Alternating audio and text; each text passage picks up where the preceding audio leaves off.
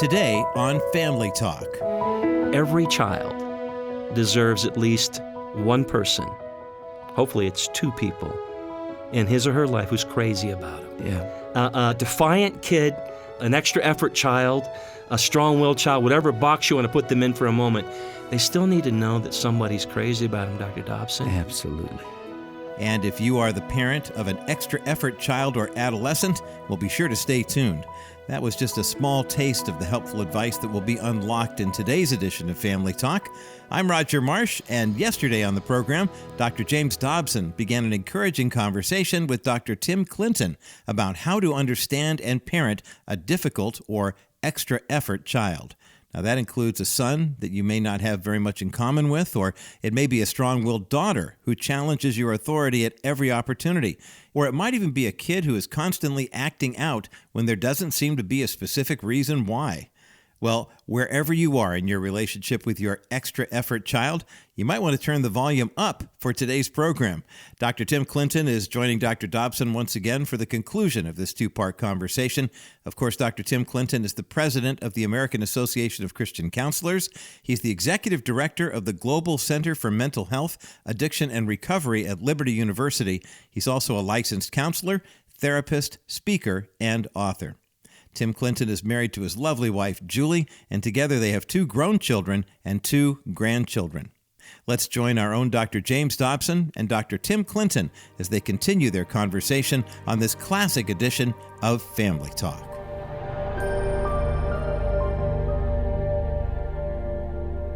Tim, I've been doing radio like this for 39 years, and the time always goes fast, but I think our program last time went quicker than anything I remember. I was stunned. Yeah, you look at the clock and it's over.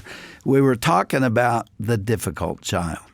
I call that individual the strong-willed child. Can be a boy or a girl, or a child. I think you phrased it as an extra effort child. Yeah, someone who just takes some extra out of your tank to connect with, to pour into, to parent. Like you say, parenting isn't for cowards. You got to show up every day. You know why? Because they need us. God's given them to us for a reason. He's placed them strategically in our care. There are 2 groups of parents listening to us right now. One of them is made up of those who have only easy, or what I call compliant kids. And it's duck soup. And you talk about overconfident. That parent often feels like I'm about the best parent in the world because I don't understand parents who say kids are stressful. They're not stressful. And then there's the other group of parents that's sitting there saying, finally somebody understands what I'm going through. and what's really interesting is when a parent has a couple of those easy kids and then comes up with a tough-as-nails kid. Yeah. And all of a sudden, what did I do wrong? And the parents are... We're stopping on this one. On their knees and praying and saying, Lord, I feel like a failure, because you frequently do. But like you say, Dr. Dobson, those children have unique qualities, just like the other children do, that when drawn out, oftentimes they'll wind up being leaders, champions, those That's who are really true. First into battle. And by the way, first ones to rush by your side. That's true. Also, you know that in your moments of pain and brokenness. And so how do you connect with them? I think that's the question that keeps coming up. How do I partner up, if you will, with my son or daughter who's different than me, who may be shy, who may not be athletic, who may be moody, someone I just don't necessarily like to be around? One of the principles, Dr. Dobson, I've seen in research, and I'm waiting to hear some of your input on this, but people are now talking a lot about the quality of your relationship with your son or daughter. Saw some work by a preeminent psychologist in the area of oppositional defiance disorder. His name's Russell Barkley. And in his work, he claimed to have a 90+% success rate in overcoming defiance, something you know a little bit about. But he claimed that if you could spend 20 minutes a day in command-free special time with a child, not that was the complete recipe, but if you would spend 20 minutes a day in that child's world, Not condoning things that you don't want, but literally participating in their world. Zach, what do you want to do today? If I said, hey, let's go outside and play catch, no, that's an indirect command. That's not what he wants. He wants you to crawl into their world. That when you participated in that child's world for 20 minutes a day, radical things begin to happen in that relationship. A relationship begins to happen with your child. And he found that that element was at the heart of change and helping overcome defiance. What do you think may be at the heart of some of that, Dr. Dobson? Because it's hard. If you don't like being with somebody and you're going to spend 20 minutes a day with them, a lot of parents can't even get started. I've written a lot about what I call the strength of the will. It was Adam and Eve in the Garden of Eden who were told that they could eat of any tree in the entire garden except one. And what did they want to do? Satan tempted Eve. Eve then passed it on to Adam. And they said, I know that the Creator has said, don't do this, but we want to do it. There is that determination, that self-will. I think that is original sin. That willful defiance in the face of even God himself. I'm not a theologian, but that's the way I interpret it. And we all have it to a degree. Even the easy child, the compliant child, will eventually express that will. It may be at 19 or 20, 22. And as a matter of fact, the rebellion is often late. Yeah, it comes anyway, but we've all got it. It's in the nature of mankind. And so you take a little child that's born, he's 7 pounds, he can't hold his own bottle, he can't turn over, he can't do anything for himself. And 2 years later, he's got the temerity to stamp his little foot and look a 200-pound man in the eye and say, where do you get off telling me what to do? It's in the nature of mankind, and I think it's inherited. And in that, connecting with that child, moving into that child's world, learning about their nature. There's an old song that was entitled, What I Like About You. I think an important thing you've got to do as a parent is somehow you've got to move into that space and you've got to look those children in the eye and you've got to make a decision about what you're going to like or not like about that child. And, there's a statement out there that says every child deserves at least one person, hopefully it's 2 people, in his or her life who's crazy about him. Yeah. In a defiant kid, an extra effort child, a strong-willed child, whatever box you want to put them in for a moment, they still need to know that somebody's crazy about them, Dr. Dobson. Absolutely. That's why I have recommended that after discipline has occurred, especially if it was a real confrontation and you have been forced to make the child uncomfortable, whether it's sitting in a chair or spanking or whatever it is. And the child, especially if he's cried, especially if there's been an emotional exchange, you open your arms and let him come. I mean, that's a point at which a child will want to be reassured. And pull him into your lap and say how much you love him and why you have to see that he minds, because God has given you as a parent that responsibility. If you don't stop when I say stop and you run out in the street, a car could hit you. There are dangers out there. You have to obey me. Whether you like it or not, you have to. But it's out of love, and it's because I care about you. There's a conversation there. I'm trying to put it into words. Every parent will have his or her own way of dealing with that. But you reconnect with this child with whom you have become distant. You agree with that? I do agree with it, Dr. Dobson. I think some of the most meaningful moments in our family have been after a correction, after a discipline, where the embrace is so strong. It's like, you know what? At the end of the day, we love each other. We're here for each other.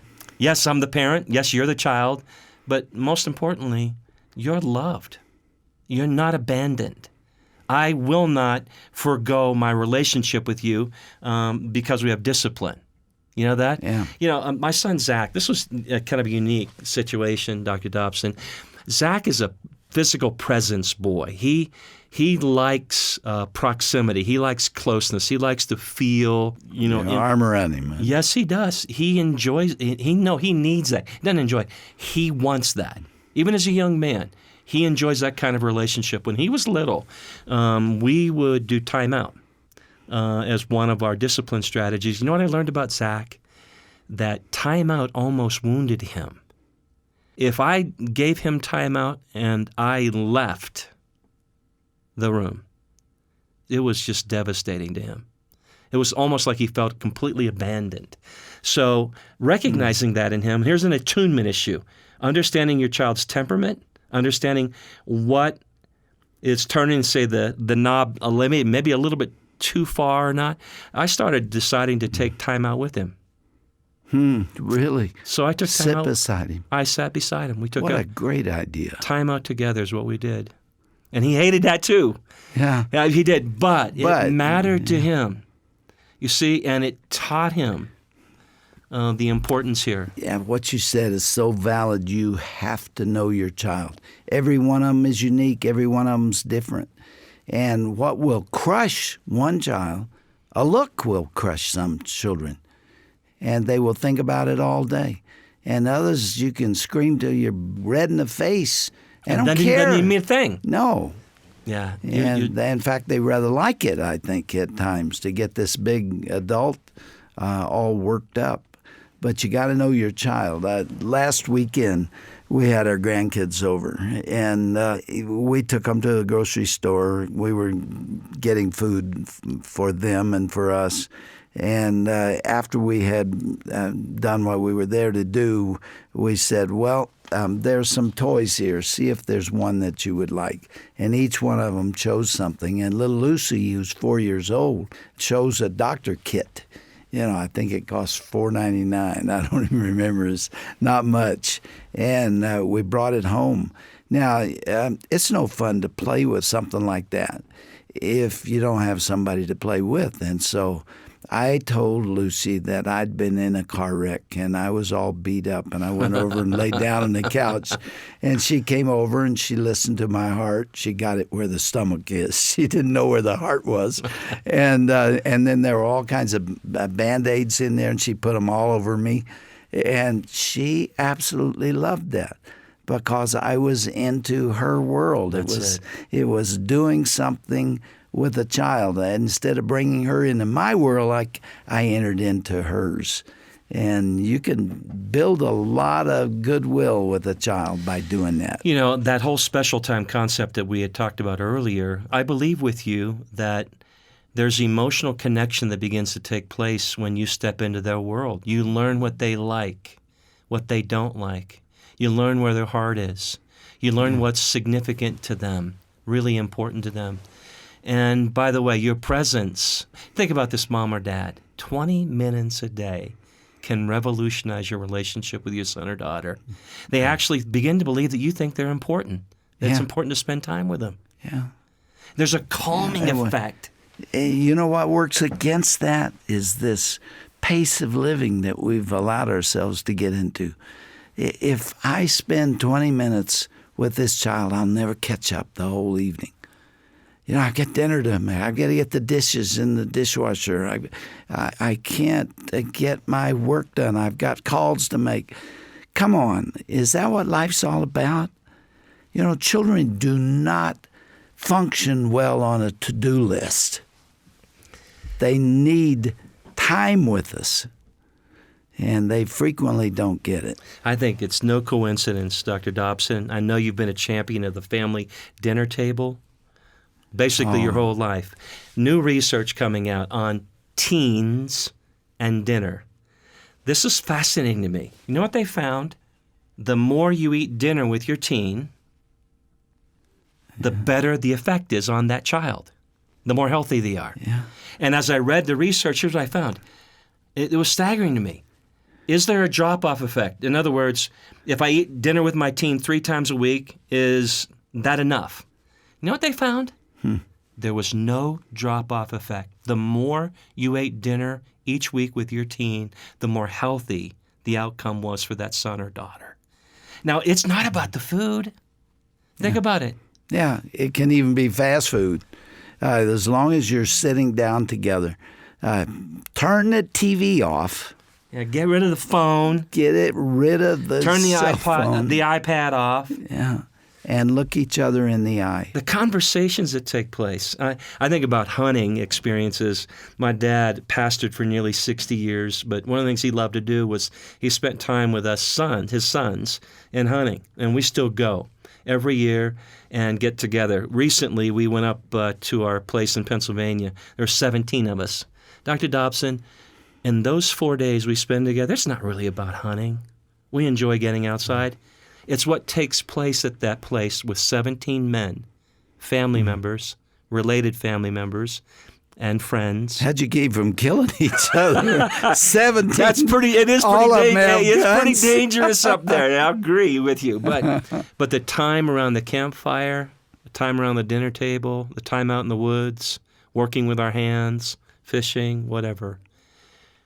Legacy gets transferred. Important truths about how to live your life. History. There's so much. The happiest days of my entire life. I've had a lot of happy days because I'm happily married.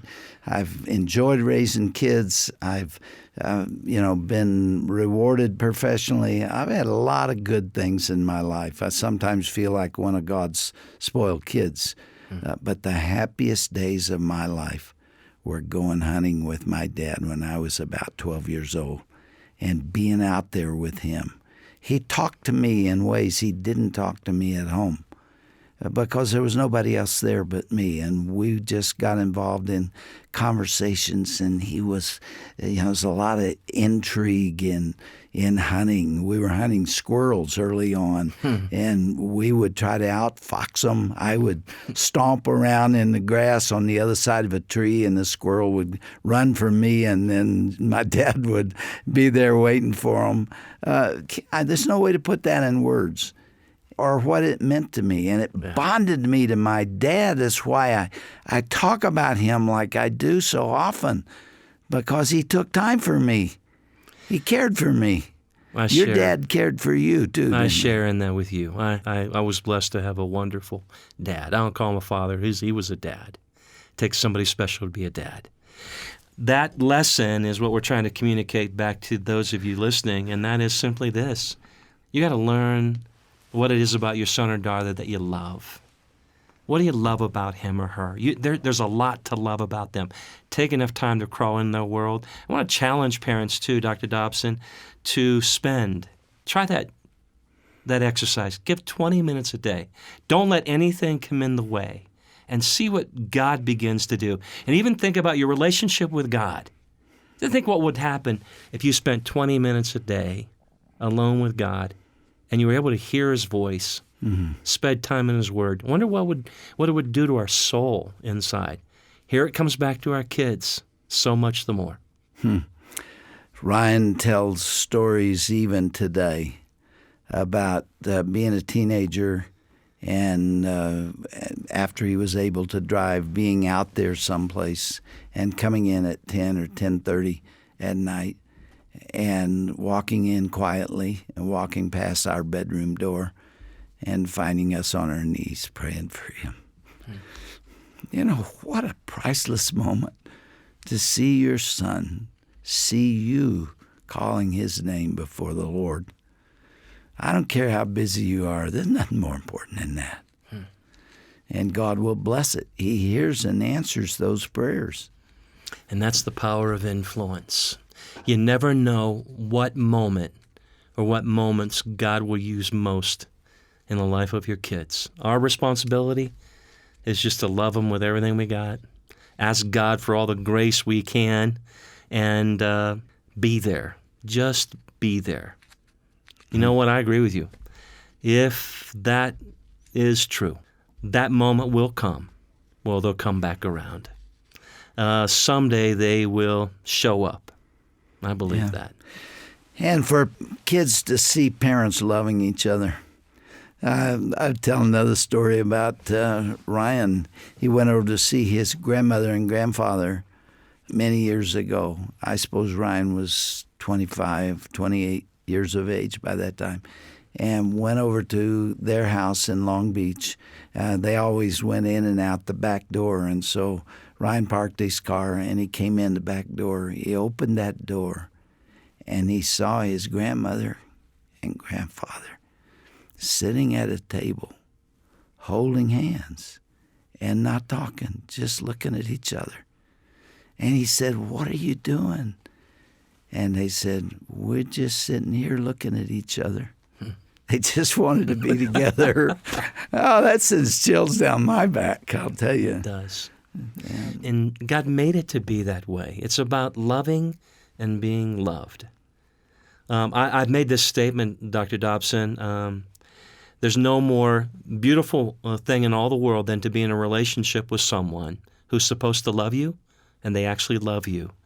And there's nothing more painful in all the world than to be in a relationship with someone who's supposed to love you, and they don't love you. Yeah. And so God, help us to be defined by love. Well, that takes us into marriage, Tim. So we just kind of ripped from one family issue to another one. That's another one that we really ought to talk about, and how to make the very, very most of marriage. You've been married for how long? 36 years. Think it's going to work? As long as I let her run the house, we're good. We're in great shape.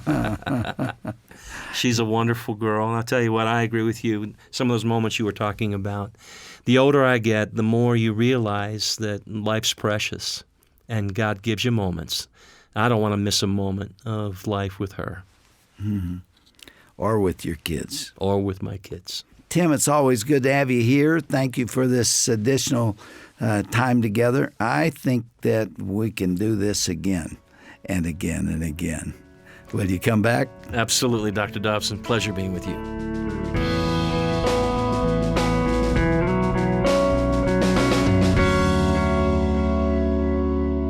Well, parenting is truly a tough job.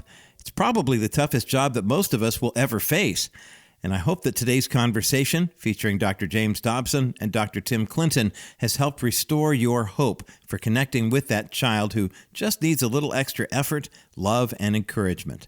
By the way, if you want to share either part of this discussion, or if you'd like to listen to it again, just visit drjamesdobson.org/Family Talk. That's drjamesdobson.org/Family Talk. As we've been talking about parenting over these past couple of days, we know that even children who are sweet and mild-mannered come with their own set of challenges. But if your son or daughter is strong-willed and defiant, they can literally wear you out emotionally. If you have one or more of these independent youngsters or adolescents in your home, you know how difficult life can be. But be assured, there is hope. The Dr. James Dobson Family Institute wants to walk alongside parents during the child-rearing years, and we have developed a new 10-day email series based on Dr. Dobson's best-selling book, The Strong-Willed Child, to help you in this quest. It's designed to equip you to wisely lead your kids through even the toughest trials. Now, to sign up, by the way, it's absolutely free. Just visit drjamesdobson.org/strong-willed child. Again, that's drjamesdobson.org/strong-willed child. Thanks for listening to Family Talk today. I'm Roger Marsh, and I pray that the Lord will continue to richly bless you and your family as you grow each day as you walk with Him. Be sure to join us again next time right here for another edition of Dr. James Dobson's Family Talk.